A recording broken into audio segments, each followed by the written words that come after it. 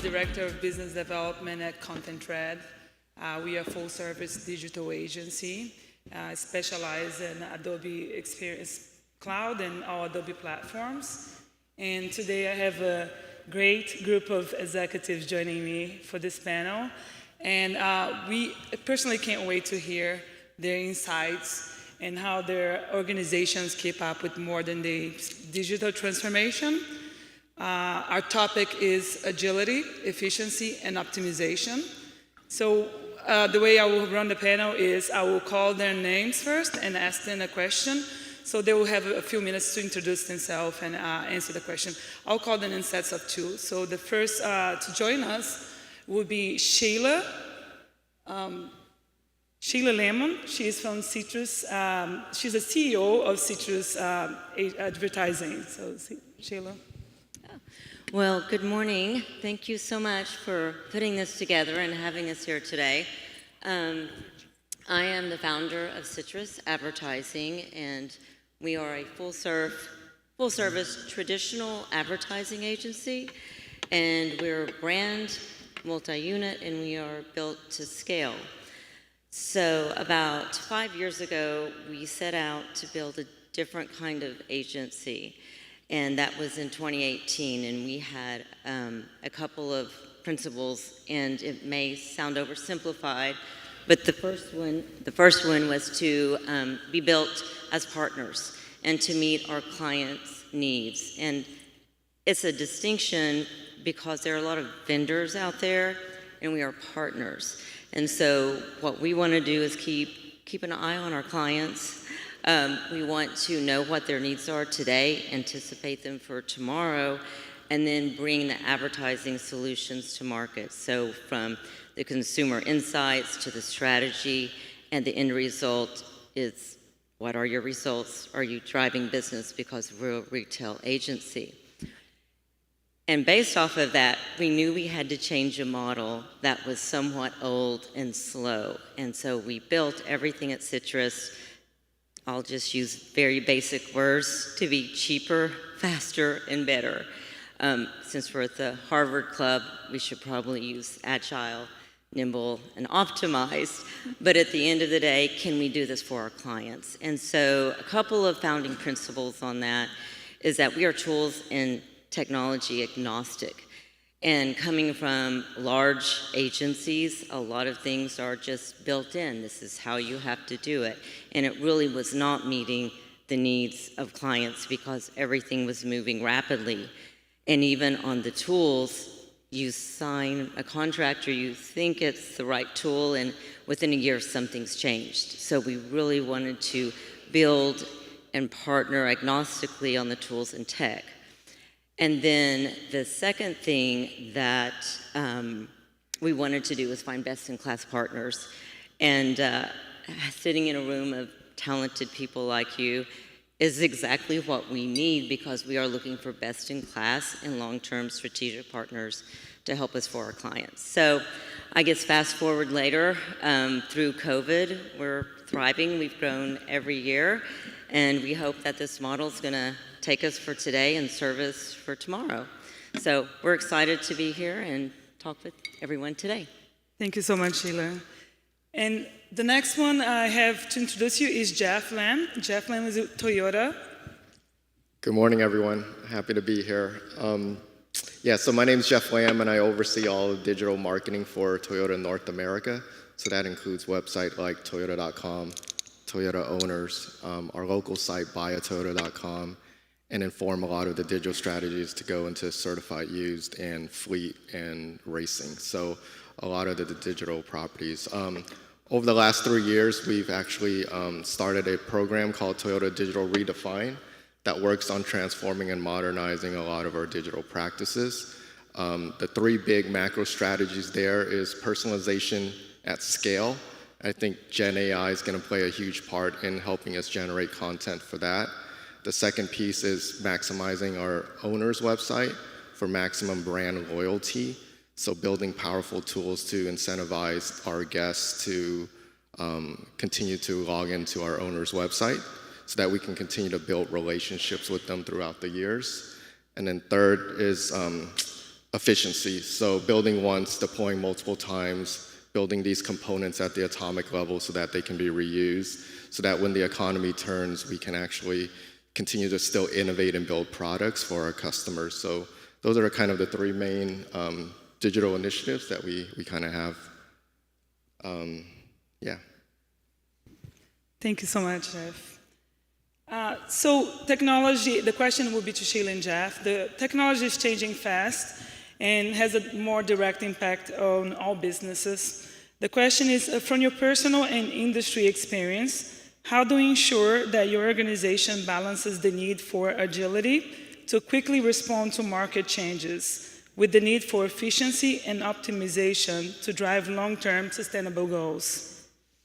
So as a full-service advertising agency and as a smaller business, right, we understand what we can do and what we can't do. So we understand the consumers, we understand the industry and the trends, and what we try to do is really, how does our brand, clients, how do they intersect with those? What we do not have and what we do not keep on staff, because we're small, we need to keep our overhead low, is we don't have the deep tech stacks, right? We don't have the developers. We're not on the cutting edge of what many of you are doing. So how we keep it real is by having key strategic partners that align with our values, how we engage with our clients, and what our service model is. So while we have an understanding of where the industry is going, we really rely on our partners to help get us there in the best way possible. Absolutely, thank you. Jeff? Yeah, so for anything transformative like that, there's three tenets that we usually preach on. One is people, process, and technology. And from a people perspective, 5 years ago, we kind of made this journey to Agile. So a lot of our projects now are run in Agile and adopting that Agile mindset. And if you guys have been at Toyota, there's this other concept called Kaizen, which is iterative improvement. So a lot of that is to allow us to push MVP out there, test and optimize very quickly so we can adjust and pivot as the market dictates. Process, obviously, making everything just more efficient, looking at backlogs and upskilling where we need to. And then from a technology perspective, I think picking technology platforms that allow us to scale with our strategy, I think is really, really critical. So those are kind of the three kind of tenets that we look at. And more recently, because of how complex the environment has gotten, we really split out the teams to a test and optimize team that we've never done before. And that's really to continue to test and gain an understanding of the products we push out there and making more of a data-based decision. So I think that's one thing that we're really doing, or really trying to do better at. And then the next thing is having another team beyond just a product team look at trends 12 to 36 months out. So our issue as a product teams are looking at the next sprint and deploying these things, and we forget kind of where the market is going. So we've created another task force to really look at 12 to 36 months out and trying to identify those trends and getting ahead of that. So thank you so much. Sure. So our second question, I'm going to direct to Bill Warshauer and George Sita. So Bill, could you please introduce yourself? Good morning, everybody. Oh, I guess I could use this. Is this on? It is. Good morning. It's wonderful to be here, and I'm thoroughly honored to be a part of, I think, what is probably the first of many of these types of events that Compass UO will be hosting, so thank you. Bill Warshauer. I've been in and around the payments industry for over 20 years. Run North America for Blackhawk Network, BHN, as we like to call it. By show of hands, who within the last, I'm going to take a stab here, who within the last month has walked into their local grocery store, Target, Home Depot, Lowe's, and bought a physical gift card? Okay, just a few of you, okay. How many who have loyalty program participation with Chase, B of A, Wells Fargo, have converted points to a gift card in the past year? I thank you for both of those. So that is Blackhawk Network. Blackhawk Network is the largest global issuer, distributor, and program manager of open and closed loop physical and digital gift products. We were born out of Safeway stores, and I love this, the mode that we're following here, which is efficiency and convenience, because that's what Blackhawk was born out of. Safeway stores back in 1999 was trying to identify and create new revenue opportunities for themselves, and they created a small little think tank, and believe it or not, the concept of bringing a gift card into the grocery store was born.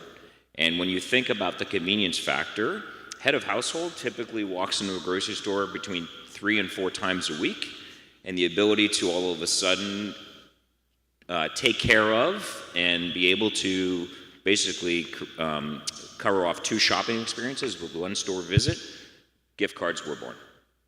Gift cards now sit globally in many physical retail locations, and you typically see them in center of store, center aisle, and that's very purposeful because they are actually the highest yield, highest margin product in any of those types of stores, which is an interesting fact. Fast forward, Blackhawk identified an opportunity to bring these same types of payment products and solutions into the B2B environment, and that's the business that I operate here in North America. I'll get into some more details about what that actually means, but again, really excited to be here and look forward to sharing more about what BHN could mean for you, all as organizations, and how we consider digital and speed and efficiency to be, our top priority. Thank you so much, Bill. And honestly, my entire list gets gift cards and Christmas, so I'm happy Blackhawk is there for me. So George, with MasterCard, would you please introduce yourself? Sure. Hi, good morning, everyone. My name is George Sider. I'm the Vice President of Account Management at MasterCard. My team is responsible for our account management relationships in the U.S. market. We work very closely with Blackhawk as one of our partners. I've been in the payment space for about 15 years. I started in the payment space actually launching a gift card program for a franchise concept, and was then recruited to run debit, prepaid, and digital wallet programs in the U.S., Canada, the UK, and a few other select European countries. I spent about 10 years running those programs and working with both networks. We were originally a Visa customer, and then we flipped our portfolio to MasterCard, and that's where I got to know a lot of the MasterCard folks. They came calling in 2018 and asked me to join a team and essentially run a group of account managers that support customers that were in my shoes, that were running programs in gift and reloadable, incentive rebate reward, and it's been a really rewarding experience. Love working with partners like Bill and having the opportunity to speak on panels like this, and looking forward to learning a lot today. So thanks for the time. Thank you so much, George. So human capital plays an important role on organization productivity and efficiency. From that perspective, what advice would you offer to companies looking to future-proof their organizations? Yeah, I can start. I think, it starts with people, it starts with culture, and it starts with technology. So you've got to attract and retain the right talent. You have to provide them with opportunities to develop their careers, and you also have to provide them with tools that will enable them to succeed. If you don't have those things, it becomes really hard to retain talent. At MasterCard, we call it the MasterCard way. It's essentially, how do we grow together? How do we innovate, and how do we accelerate opportunities within the space? We're a B2B2C company, so we only succeed if our partners succeed. And for us, that starts with our people. We look for technologists. We look for people that understand the payment space, but also understand innovation. A lot of people look at MasterCard and say, oh, you're a payment network or you're a brand, but we're much more than that. Back in 2014, our CEO at the time said, we are going to become a technology company, Ajay Banga, who you may have heard of. From there, we evolved as a company. We became not just a payment network, we were a technology company that was also driven in consultative services. So a third of our revenue at MasterCard now is actually driven by working with our partners and providing consultative services. So continuing to evolve your company, attracting the right talent, the right people, and ensuring that you're providing them with the right technology, I think is essential. And also giving them the opportunity to grow. Within MasterCard, we have people that move from product to account management to franchise. They look at MasterCard as a development roadmap, essentially, that they can different organizations throughout a 10-year or 15-year career, learning new things along the way. So I think having all those things in place is really foundational. Yeah, I couldn't agree more, George. I think we all, at times, forget probably the most important asset in all of our organizations, and that is people, right? That's our coworkers, it's our partners, and I think without each of those and the mindfulness that you put into what the expectations are today of all of those individuals, we're missing something. I think COVID for us globally brought this to light. A recent Gallup poll actually found that 7 of 10 employees today are considering leaving their job and finding a position elsewhere. When you dig down and you look for the reason, 20% of those individuals feel like they are not properly incented or rewarded or recognized for a lot of the efforts that they bring forth day in and day out. So how do companies address this today? It's a key item that we're talking with a lot of our partners about. How do we consistently think about that? How do we enable that? One of the things that's most exciting right now when we think about, again, this digital age and our amazing opportunity to come together here in person, while it's incredible, we all are realists and recognize that tomorrow or the next day we'll be back in front of our Teams screen with back-to-backs in very little time, right? So how do you, within these moments, within these events, within these meetings, find those opportunities to recognize and to say thank you and to appreciate? I'm proud to say that Blackhawk is the first company to integrate completely with Microsoft Teams. So now within Teams chats, within different group meetings, you are absolutely within that environment able to curate and send a digital reward in real time right within the Teams environment. So think about that in terms of impact and influence and the opportunity to engage with a large audience or a single individual in real time. A lot of value. And I think what we're trying to do across this ecosystem is find those moments, find those opportunities to deliver meaningful value and say thank you. Speaking of which, I'll do a quick little demo here. Who has, just first one to raise a hand, an iPhone? Okay, that was silly. I'm gonna choose Lindsay. Lindsay, as I'll demonstrate here, everyone is now about to get Lindsay's cell phone because I don't have it on my cell. Lindsay, what's your cell? Yeah. 972 814 6268. Excellent. All right, so right here in real time, right? I'm just going to be in my Apple Messenger, scrolling over, and Lindsay for being so kind. I'm sending her in real time, right now, a Starbucks gift card. So within about a moment, okay, you deserve coffee. You're getting $25 from me. I'm hitting buy. It's going to move right out to Apple Pay. Boom. Show my pretty face. And we have good signal in here. It's processing. The point I'm really trying to make here, guys, is the digital age is upon us. Here it comes, Linz. The digital age is upon us. That's all powered by Blackhawk, right within iMessenger. You got it. So that's the reality. When we talk about speed, when we talk about efficiency, we talk about immediacy of delivery and value, that's what I think our people want, that's what our partners want, and that's what we want to be able to enable for everyone. So there you go. You're welcome.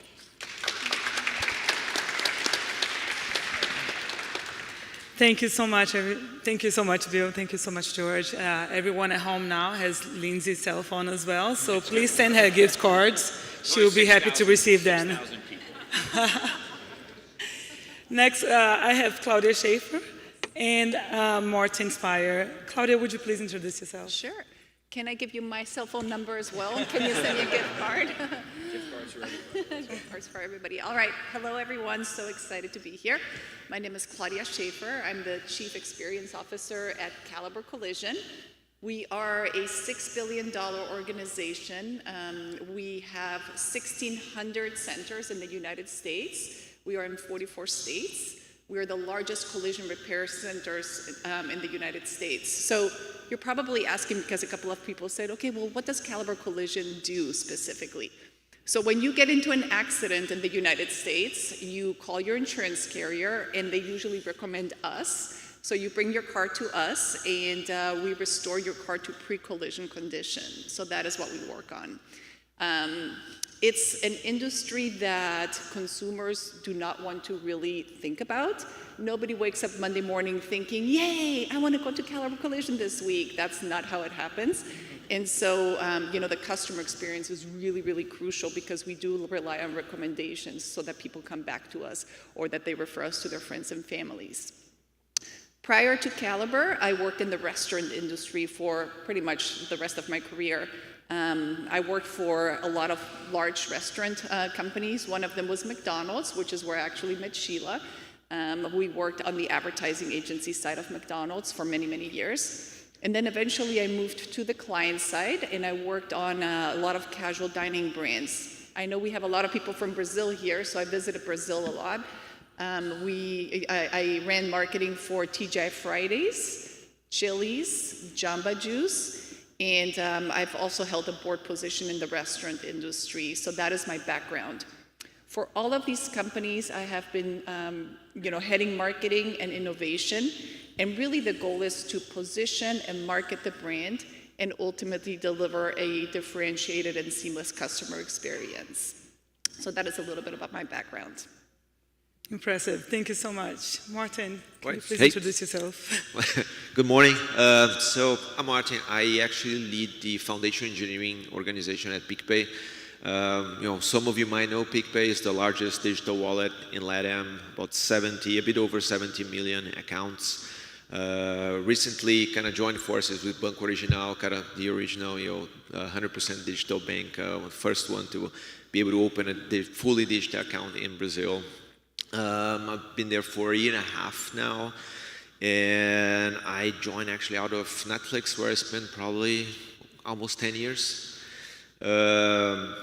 Foundation engineering, I think I'm the only one in kind of engineering here in the whole panel here, right? So like a core engineering, kind of actually probably worked my first lines of code at 9 years old, like computer science, that's my whole background.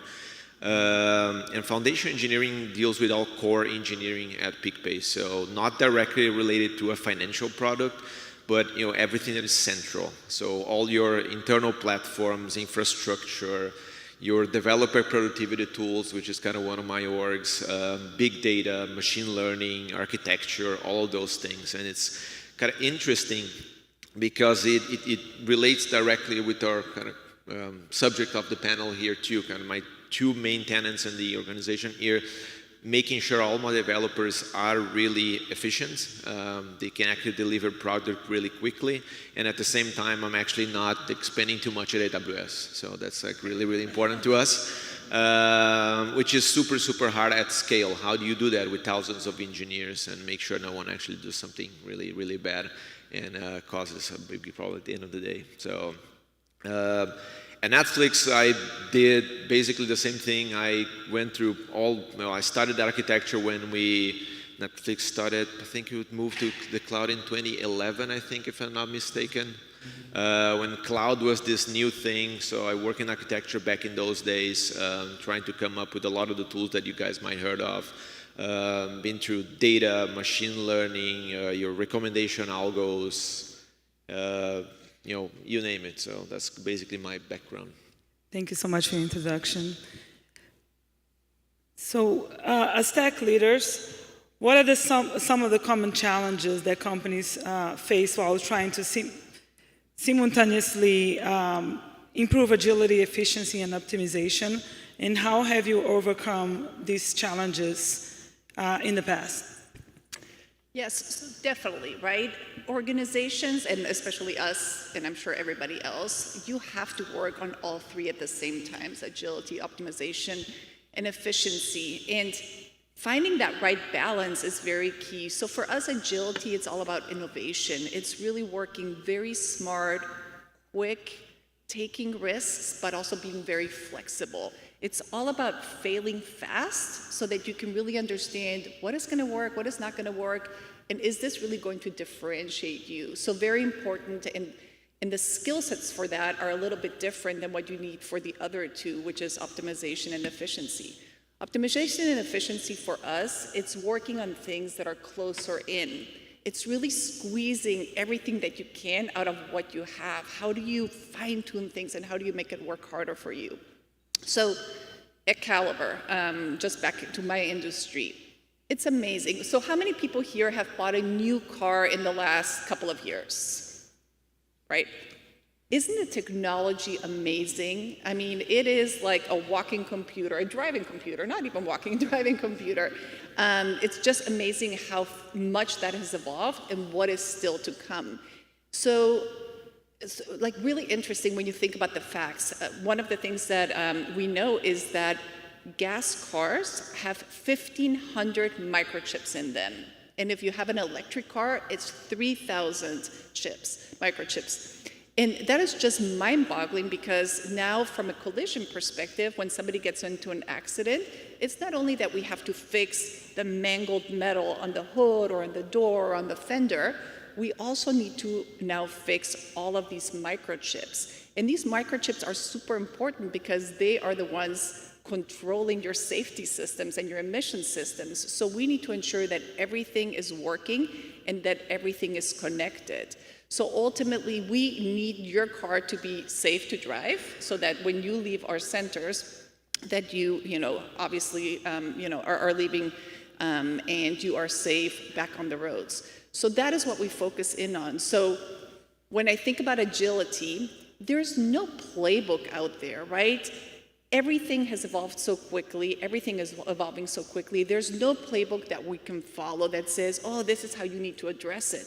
And so for us, really thinking about how do we solve those consumer needs, how do we evolve with the industry is really, really important. So failing fast and finding the right solutions, very, very key. But then we also have to look at our own operation from an efficiency perspective. How do we squeeze more out of what we have? So for instance, scheduling. How do we get more cars into our centers, into all of the different bays at all available times? From an optimization perspective, how do we ensure that the operation is really flowing very smoothly, that we have throughput, and that we're getting cars in and out much faster? So all of those things have to work, and you have to work on it simultaneously. And it is hard, right? I mean, ultimately, what we have found is that you have to, in your organization, have the different skill sets to be able to work on all of those different products and projects. People who work on agile projects are probably not the same people that are working on optimization and efficiency projects, just because the skill sets are different, and you just need to have the right people for that. The other thing that we have found is that the governance structure has to be really, really clear for all of those different projects. If you do not have the right governance structure with the right roles and responsibilities and everybody knowing exactly what they need to be doing, those projects will not, result in what you want them to resolve to. And then the last thing is, one of the things that we use a lot is Scrum. So one of the big pieces is, you're moving so fast and so many questions arise, and you want to make sure that you have that in place so that you can manage the workload and prioritize tasks and just keep these projects moving. So those are the three things that we have been implementing in some of these larger projects that we're undertaking within the organization. Thank you so much, Claudia. All right, bring a bit to my context, since, end of the day, I'm trying to build products fast. I'm trying to deliver features to the users as fast as possible. I end up having two different customers. I have my internal customers, kind of folks making decisions, developers trying to deliver features, and then indirectly kind of my end customers. And on that, I think agility for us at least is being able to, enable people to make decisions faster. That has a lot to do with data. The whole data organization is with me. So how can I have that data more accurate and available faster? And at the same time, how can I enable all my developers to actually deliver features faster? And at the same time, how can I increase the layers of abstraction so they don't have to worry about boilerplate things or doing the same work twice? So a lot of that is starting to creating layers of abstraction. So how many of you here actually have engineering organizations? And not many. So end of the day, software is creating layers. Bottom layers are basically exactly the same. You're building features one on top of the other. And large organization, thousands of engineers, you don't want them repeating and doing the same thing over and over and over again. So that's kind of where my team comes in and create layers of abstraction on top of that. Everyone uses the same stack, the same languages, uses the cloud exactly the same. They use the same automation, same tools. So how can we bring tools and layers of abstraction so developers can deliver features faster? So a bit of that. Thank you so much. So we have 2 additional questions to ask them, and from there we will open the floor to the audience to ask questions. And the next one will be directed to Bill, Jeff, and Sheila. Please share with us an example of your organization's agility in supporting a customer's needs. Bill? You need a microphone. So yeah, it's a great question, and I preparing for this, thought of many examples that I could share. If we could have the slide slip to, I think it says CA Vax for the win, that would just provide some background. So, Blackhawk Network, again, well established across many different verticals and government and nonprofit, et cetera. We had an opportunity when COVID first really started to rise to deliver on tremendous challenge and problem that the state of California was facing, and that was to have their own citizens, their population, go and get tested for COVID, and then not only being tested, but obviously then seeking out a vaccine. And for some reason, Californians as a whole were slower than the rest of the population in adopting and going to get vaccinated. So we got a call literally on a Saturday, and on Sunday, I think I was on the phone with George, and MasterCard and Blackhawk Network came together, and in a matter of 2 weeks, we stood up a brand new digital property to be able to intake information from multiple sources, including HIPAA-backed and compliant organizations around the state of California and so on, to deliver digital incentives and rewards for those that did go get a vaccine. Governor Newsom at that time committed $100 million in rewards to drive the vaccination campaign, and it was called CA Vax for the Win. Literally within 2 months, we had fully consumed that entire budget and drove the adoption of vaccines up by 45%. So when you think about agility, you think about the ability to move fast, you think about digital reward delivery. We delivered, again, 60 some odd million dollars in digital MasterCard products at $50 denominations. Just making that type of impact, but at the same time recognizing that we as an organization were able to stand up, stand in, and deliver that type of value. It impressed me.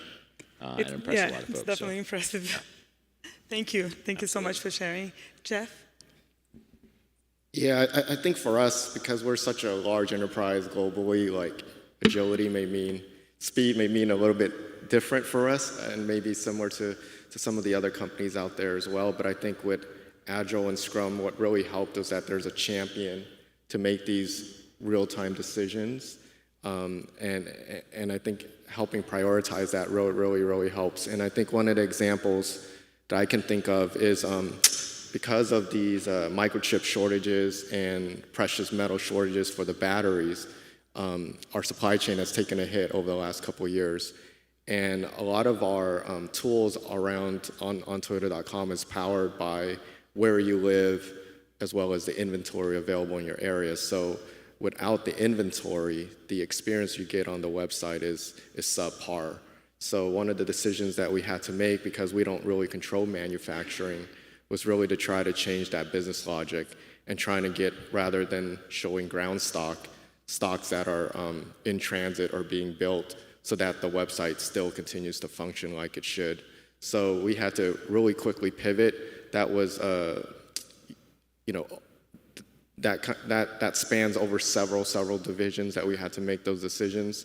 But at the end of the day, that was the best decision for us, because we didn't have to overhaul any of our logic, overhaul any of our software, so and it still present a decent experience for our consumers. So that's one of the agile examples I can think of right now. Thank you so much. And Sheila, can you share with us an example as well? So, as I said, we're simple. We keep it pretty basic, and we're about the consumer. So who's your consumer? What are they doing, and how do you reach them? And I think when you're on the corporate side, you have a lot of pressures, and they're very technical. But we really boil it down to what is your end consumer thinking about the product that you are serving. And so what we try to do is, whenever we're bringing our solutions, is what are the facts, how are they experiencing your brand, and how do you change behaviors? And sometimes the most simplest garners the biggest results. Right now, we have a client, and there's a perspective about their consumer, and we can actually go in with cell phones and tag the threshold of any retail location, and now give feedback to our consumer of exactly what they're using based off of credit card data, based off of location management. And we can see every single person in the party, even if they didn't make that purchase, and provide correct analysis. We don't have to have a lag time, and we can make adaptation for media. Where's your media being served? Because now we know where consumers are coming from, and we can do a better job of targeting. So again, the technology is allowing us to get data to our clients, who can then therefore make smarter decisions. That's great. Thank you so much. My final question will be to George, Martin, and Claudia. I will start with Claudia. Claudia, how do you see Gen AI impacting the future of your business processes?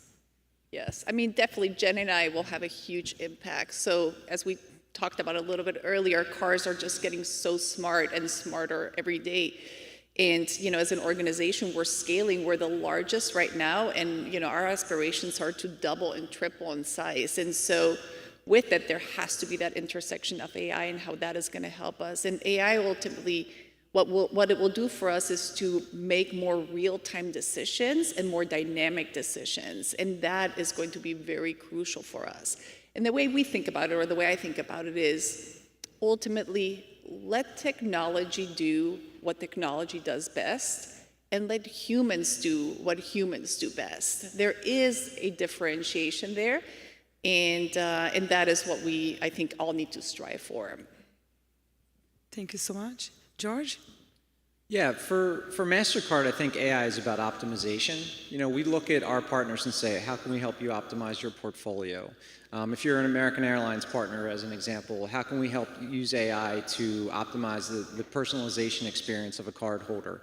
If it's someone like Blackhawk, how do we use AI to help them with their retail footprint and optimizing, what they put on the shelves? For us, it's also about personalization. I think that's a huge part of, what consumers expect. As Claudia said, they want everything in real time. They want that personalized experience. So how are we using AI to help them there? In addition to that, AI can, we can work with customers to help reduce fraud. One of the things that we obviously see is the number of cyber attacks that have increased over the last decade. As more and more of spend goes online and e-commerce increases, so too do fraud attempts. So we use AI from a cyber and intelligence standpoint to reduce fraud. And then we just look at things like attrition, how we can help to optimize portfolios so that how many cardholders you're falling out of the funnel and how many you have to kind of drop back in to ensure that you have a profitable portfolio. So AI is a very powerful tool for us, and as we always do, we look at the lens of our customers and our partners and say, how does AI help them? How does it optimize? How does it protect their assets? And how does it grow their base? Thank you. I'm always a bit more skeptic. I came from an ML background, so I don't. It's sometimes if you're not into that, it's hard to separate kind of what's magic, what's possible or not. And I think that's the biggest challenge today is trying to understand where AI can actually help, which tasks are actually good, a good fit for that, and others that are not. Yes, there was a lot of development, especially the past few months, with large language models. I think we're still trying to understand where those things will be better applied. There's a lot of tests, a lot of new tools being developed. There's AWS tools. There's a bunch of other competitors working on that. On my space, I think we're definitely recommendation for sure that helps. I think there's automation of basic functions. Your call centers. Hey, maybe you can do something better with that. On my side, developer tools, there's a lot of improvement of development tools so you can make your developers, help your developers deliver code faster. Instead of going to your Stack Overflow, copy and paste, which is what everyone kind of does when they start their careers, enable them to actually work faster. And we'll raise the bar too on what you expect from an engineer. I think doing basic boilerplate things might not exist in a few years, so people will be able to focus on the more complex things and things that are, hey, humans are actually better at that, certain problem solving, and boilerplate things, procedural things. Hopefully we can automate all those things, and but we're still years ahead of that, I think, at least. Thank you. Thank you so much. This has truly been a great learning moment. I appreciate you all taking the time to speak to us today. We still have a few minutes, and I would like to open to the audience to ask any questions they might have.